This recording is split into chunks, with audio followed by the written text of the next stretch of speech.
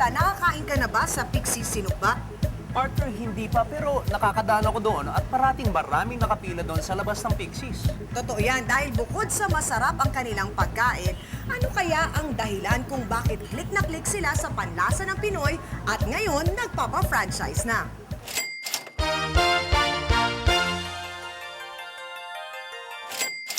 Masarap at malinamnam na inihaw na bangus. Yan ang specialty ng Pixie Sinugba.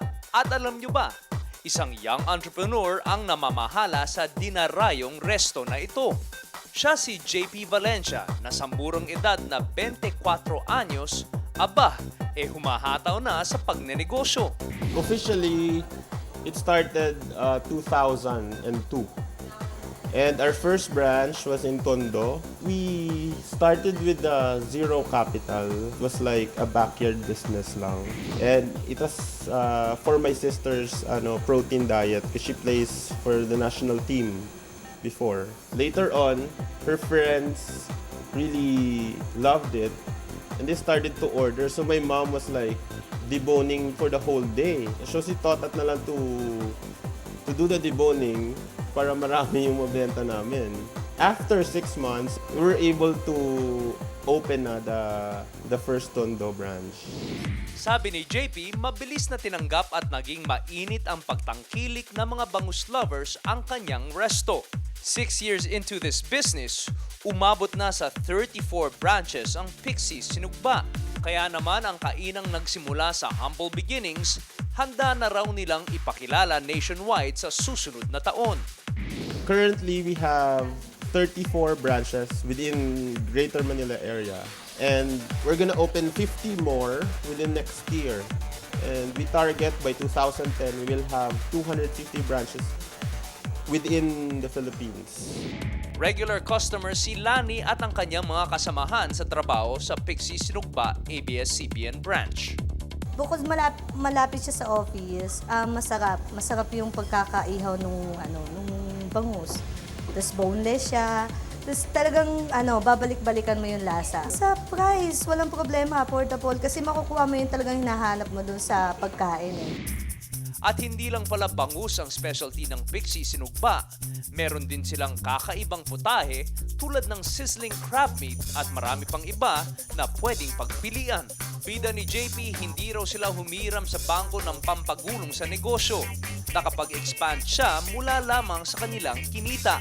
Ang paikuti ng puhunan at ilagak sa pagtatayo pa ng mga ibang outlet ang isa raw sa naging sekreto para magtagumpay ang Pixie Sinugba. Meaning you need to suffer a bit in terms of yung self-regulation and yung discipline not to borrow money from anybody. And making sure that what we're doing is out of love. At dahil success na maituturing ang Pixie Sinugba, kampante si JP na pasukin ang pagpa-franchise ng kanyang negosyo. The franchise fee is 250,000 pesos. It depends on the place. So you need to, it is justified by the location. You'll reach more or less 400 to 500,000 pesos. Bukod sa kanilang dining restaurant, may carts at kiosk din ang Pixie Sinugba for those na gustong mag-take out.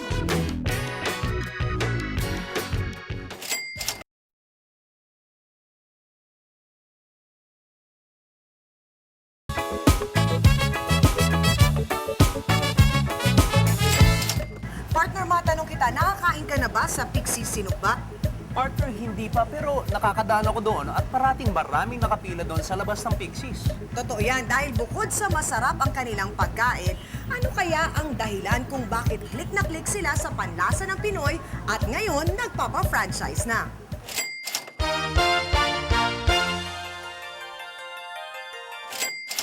Masarap at malinamnam na inihaw na bangus. Yan ang specialty ng Pixie Sinugba.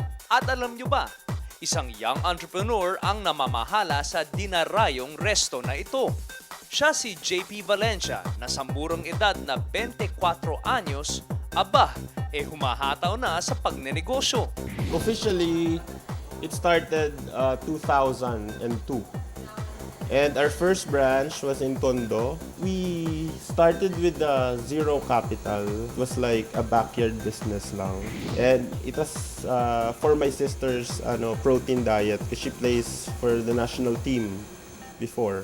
Later on, her friends really loved it and they started to order. So my mom was like deboning for the whole day. So she taught at na lang to do the deboning para marami yung mabenta namin. After 6 months, we were able to open na the first Tondo branch. Sabi ni JP, mabilis na tinanggap at naging mainit ang pagtangkilik ng mga bangus lovers ang kanyang resto. 6 years into this business, umabot na sa 34 branches ang Pixie Sinugba. Kaya naman ang kainang nagsimula sa humble beginnings, handa na raw nilang ipakilala nationwide sa susunod na taon. Currently, we have 34 branches within Greater Manila area. And we're gonna open 50 more within next year. And we target by 2010, we will have 250 branches within the Philippines. Regular customer si Lani at ang kanyang mga kasamahan sa trabaho sa Pixie Sinugba ABS-CBN branch. Bukod malapit siya sa office, masarap. Masarap yung pagkakaihaw nung bangus. Tapos boneless siya. Tapos talagang babalik-balikan mo yung lasa. Sa price, walang problema, affordable. Kasi makukuha mo yung talagang hinahanap mo dun sa pagkain eh. At hindi lang pala bangus ang specialty ng Pixie Sinugba, meron din silang kakaibang putahe tulad ng sizzling crab meat at marami pang iba na pwedeng pagpilian. Bida ni JP, hindi raw sila humiram sa bangko ng pampagulong sa negosyo. Nakapag-expand siya mula lamang sa kanilang kinita. Ang paikuti ng puhunan at ilagak sa pagtatayo pa ng mga ibang outlet ang isa raw sa naging sikreto para magtagumpay ang Pixie Sinugba. Meaning you need to suffer a bit in terms of yung self-regulation and yung discipline not to borrow money from anybody. And making sure that what we're doing is out of love. At dahil success na maituturing ang Pixie Sinugba, kampante si JP na pasukin ang pagpa-franchise ng kanyang negosyo. The franchise fee is 250,000 pesos. It depends on the place. So you need to, it is justified by the location. You'll reach more or less 400 to 500,000 pesos. Bukod sa kanilang dining restaurant, may carts at kiosk din ang Pixie Sinugba for those na gustong mag-take out.